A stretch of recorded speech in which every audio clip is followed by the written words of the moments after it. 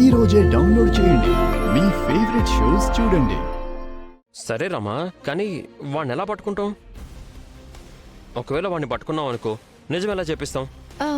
Sir, దానికొక మంచి game ఆడదాం. చెప్పు ఆ ప్లాన్ ఏంటో నేను వింటాను. ఏంటి రామా? వేషాలు వేయించి డూప్లికేట్ పోలీసుల్ని వాళ్ళ దగ్గరికి పంపిద్దాం. అరెస్ట్ చేస్తారు వాడిని తీసుకొచ్చి మనకు హ్యాండ్ ఓవర్ చేస్తారు. తర్వాత మనం వాడి తోలు తీసి నిజం కక్కిస్తాం, అంతేనా?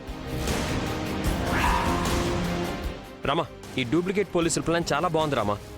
సరే, వెంటనే దాన్ని ఇంప్లిమెంట్ చేద్దాం, ఓకేనా?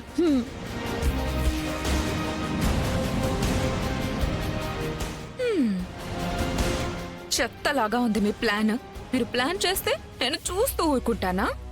మీకు రివర్స్ ప్లాన్ నేను ప్లే చేస్తాను. అస్మిత జాగ్రత్త, నువ్వు అసలు ఒట్టి మనిషి కూడా కాదు. ఎలహే. అస్మిత ఏంటి ఎంత కంగారుగా వెళ్తుంది?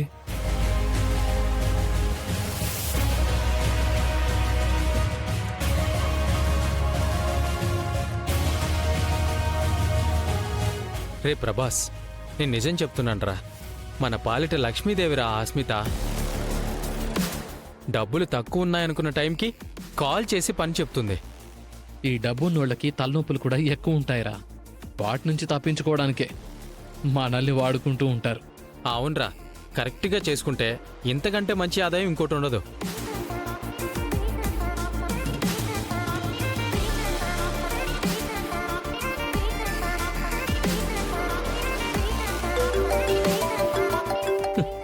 ఇదిగో తనే చేస్తుంది.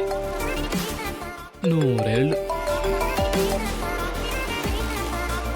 హలో మేడం, మీకు నూరేళ్ళు. ఇప్పుడే మీ గురించి మాట్లాడుకుంటున్నాం. ఇక్కడ కూడా నీ గురించే మాట్లాడుకుంటున్నారు. అంటే నాకు కూడా నూరేళ్ళు అన్నమాట.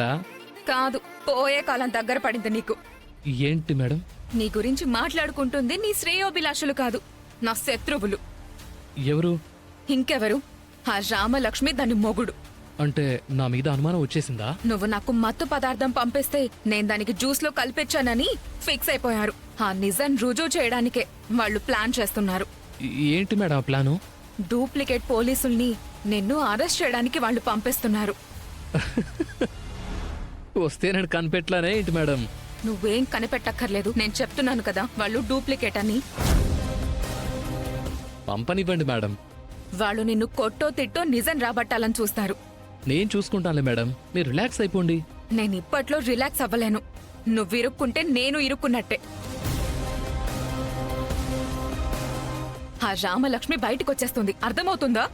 మేడం, ఎవరిని ఎలా డీల్ చేయాలో నాకు బాగా తెలుసు. దాని ఆట, దాని టాలెంట్ అంతా డూప్ అనుకోవాలి జనం.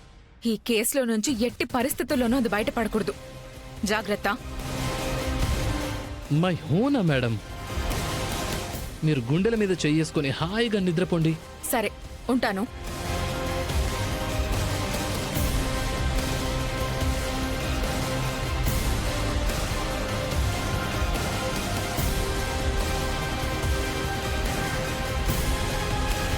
సారీ సార్, నా ప్లాన్ వర్కౌట్ అయింది.